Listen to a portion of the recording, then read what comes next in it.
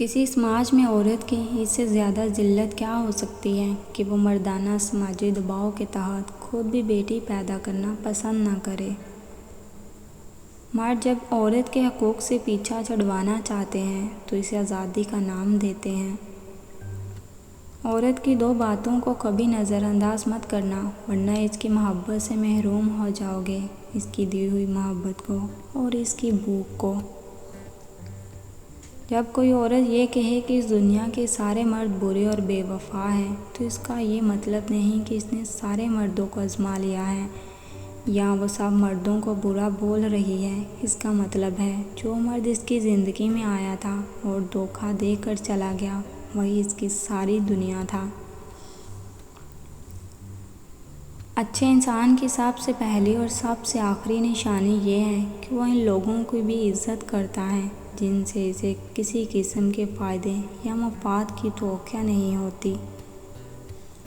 انسان کو زندگی میں دھچکے لگتے رہتے ہیں، وہ دوبارہ اٹھ بھی کھڑا ہوتا ہے، چل بھی پڑتا ہے۔ جانتے ہیں انسان کب دوبارہ اٹھنے کے قابل نہیں رہتا؟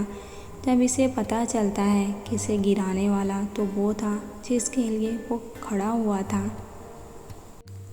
جن رشتوں پہ وقت کے ساتھ ساتھ محبت کا چھڑکاؤ کیا جائے وہی تر و تازہ رہتے ہیں، ورنہ آپ نے اندازہ تو لگا ہی لیا ہے کہ جو کنجی استعمال نہ کی جائے وہ زنگ آلودہ ہو جاتی ہیں۔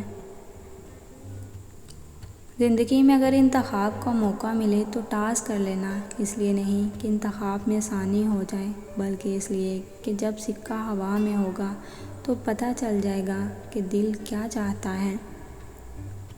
ہم ایک ایسے معاشرے میں رہتے ہیں یہاں ایک چھوٹی سی غلط فہمی کو وجہ بنا کر سالوں کے تعلق کو چھوڑ دیا جاتا ہے۔ ناشکری انسان کو بے سکونی میں مبتلا کر دیتی ہے۔ انسان کو اپنی نعمتوں کی قدر تب ہوتی ہے جب وہ ان نعمتوں سے محروم لوگوں کو دیکھتا ہے۔ اسی طرح انسان کے اندر ترقی کا جذبہ اس وقت بیدار ہوتا ہے جب وہ اپنے سے زیادہ کامیاب اور ترقی یافتہ لوگوں کو دیکھتا ہے۔ محبت، عزت، احترام کبھی بھی جبراً نہیں ہوتا۔ ہم کسی کو مجبور نہیں کر سکتے کہ وہ ہماری عزت کرے، تعریف کرے، ہم سے محبت کرے۔ ان سب چیزوں کے لیے ہمیں خود بھی محنت کرنی پڑتی ہے، یہ سب کمانا پڑتا ہے۔ یہ تو اللہ کریم کی عطا ہے۔ ساری زندگی کے لیے مرد کو قدموں میں رکھنے کے لیے دو باتوں پر عمل کریں: بہادر بنو اور جو بھی کرو ہمت سے کرو۔ مرد جب بھی کسی عورت کو بری نگاہوں سے دیکھے تو اسے سوچنا چاہیے کہ اس کی ماں بھی ایک عورت ہے۔ معاشرے کی عزت عورت کی شلوار اور چادر سے منسوب کر کے مرد خود عزت لوٹتا پھرتا ہے۔